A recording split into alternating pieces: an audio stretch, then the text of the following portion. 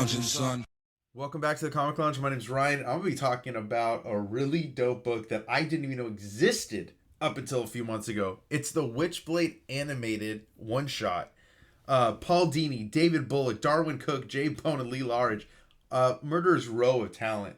Man, this is going to be a blast to go through. But before I get into it, I just want to remind everybody, if you're not already subscribed to the channel, please hit that subscribe button and check out some of the dope content we have on the channel. There's all sorts of stuff, whether it's interviews, single issue reviews like this, hardcovers, artist editions, all that good stuff. Go check it out. Hit the subscribe button. And now, let's jump into this. So, as I said, absolute murderer's row of talent. I love that it's done in the style, kind of like the, Batman animated series, and just super fun. Paul Dini obviously was one of the writers on the Batman animated series, on Justice League, Superman, all those great DC animated cartoons. So makes sense that he would be on here, and I love it. Art by the BBC, Bone, Bullock, Cooke. I've never seen them referred to as that, but really cool, man. It's merging a lot of the main top cow major characters of the time. You got Magdalena, you have Darkness, you have Witchblade, and tying them all in together, which already their histories are intertwined. But such a fun look at this world, and done in a very episodic animated style. And I love the way talking about Sarah's inner monologue is just great. It's never good for a cop to get personally involved with the case, but it was different with Father Brennan. And it just the dialogue is fantastic. I can hear the voice in my head. Seeing them drawn like this is just absolutely fantastic. So much fun. I love seeing the darkness like this. And then in like the energy coming off is his Heart of Darkness, which is the name of the story. Just love the way they draw Witchblade in here too. And the Darkness is little minions here that he has. I love that. If you're a fan of, the DC animated stuff, or if you're a fan of this is definitely great if you're a fan of Cooke, J. Bone and Darwyn Cooke's stuff. It's just fantastic. They just perfectly encapsulate the pacing of a cartoon, of an animated series, and they do it so well here. You get all three characters coming together. Someone has killed this priest, and so now we're getting the Darkness, we're getting Witchblade all teaming up. Get this amazing shot of Magdalena jumping through. Just fantastic right here, dude. Oh my god, the full of action, the dialogue too is, like I said, is full of humor. I mean, Darkness even saying, "You're hot when you're angry, Pizzini." And so Magdalena comes in, and she's basically recruiting Witchblade to help her stop Darkness, who has been kind of overtaken by some unknown person has now kind of exerted their influence over the Darkness. And she's like, no one can control that wag job. And there is a way, and it goes all the way back to this Heart of Darkness, and it's a stone that can basically grant anybody extended life and complete mastery over the Darkness and his power. So no matter who is holding the power of the Darkness, they can now be controlled and manipulated if they have this stone. And so we get this great montage of learning about who Vasquez was, and searching for the jewel, looking for a way to control, and learning that at some point in time, the reason that he's not still immortal, not still around, not controlling the Darkness or whoever the bearer is, but at some point he was presumably killed. And since the Heart of the Darkness was a creation of magic, you can't destroy it, and so it was hidden away for all time, so that nobody could abuse that power.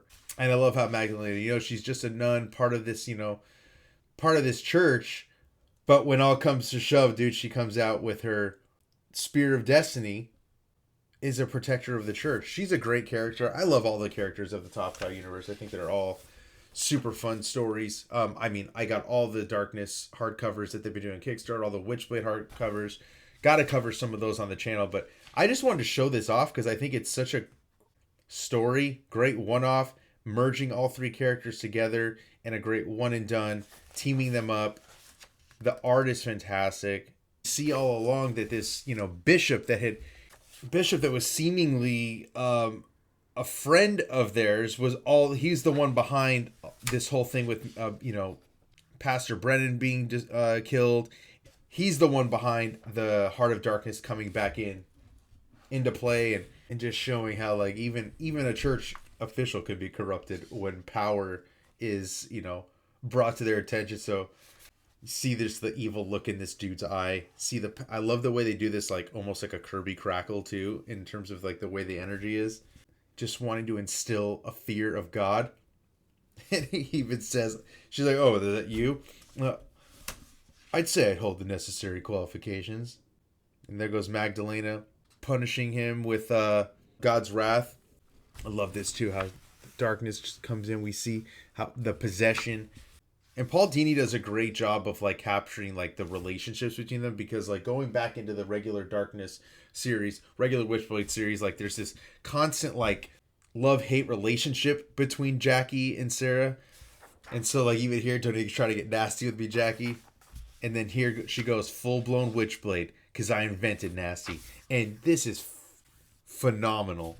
I love the way the power of the Witchblade is just like swirling out of her. The coloring on here is fantastic too. These bright greens just feel so much straight out of a cartoon. You definitely don't and you don't see comics colored like this. So I really love the colors by Lee Larridge are just as much of a star as the art by, the BBC, Bullock and Cooke. The writing by Paul Dini is fantastic. Makes you wish that they would have made an actual animated series of this.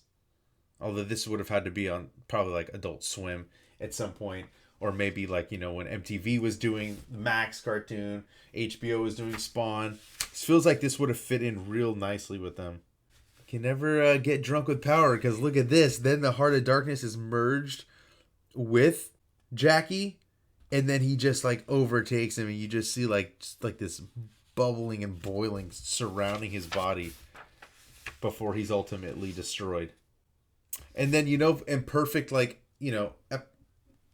exactly how I would imagine a cartoon episode ending, you get Sarah walking away. Estacado was right about one thing. Luis had real courage to take on this job. Few people could hold such power and not be tempted by it. Then again, as Sister Patience proves, destiny often seeks out the most unlikely soldiers. In irony, no one appreciates more than me. Just such a great one-off story. Like I said, the Top Cow universe of characters, some of my favorite. You can definitely count on some Darkness and Witchblade stuff coming on the channel soon. If you haven't heard of this one-off issue, I highly, highly recommend it. It's such a blast. It's so cool to see these characters drawn in this style. And I wish more companies would do this with their creator-owned stuff, because it's fun. It's it lets you see these characters in a light that you normally wouldn't get to see them in, because not every comic book is going to get turned into a cartoon or a live action. So getting to see it done like this is just amazing. And and this is how you do it. It is perfect, one and done story. You get all the characters flawlessly with their personalities, but with a touch of like what you'd have to change if it was an animated show. But fantastic comic. Go pick it up. Make sure you like, follow, subscribe, hit the bell icon so you're notified every time a new vid drops. And on that note, I'm out.